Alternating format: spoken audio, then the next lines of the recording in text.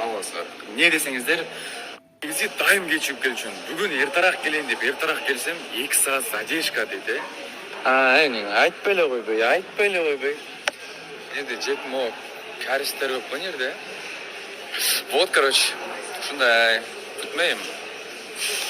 Қалдарымыз қалай? Біз бүгін заводқа келіп қалдық. Гуанчжоудан 2 сағаттық жер Шинжин деген қалада. Так, жұмыстың қызу барысына келдік. Мына жақта сіздердің планшеттеріңіз жасалып жатады. Каждый детальға дейін мына жерде міне.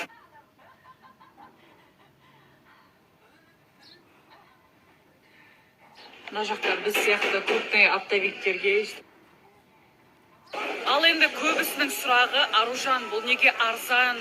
Қырғызстанда, Қазақстанда бұндай сомаға алмайсың ғой, бұл деген плагиат па, оригинал ма деген достар. Әрбір Қытайдан шыққан заводтарында минимальный суммамен шығарып береді. Одан кейін арғарда енді растаможкасы бар, несі бар, өздерінің магазиндарын.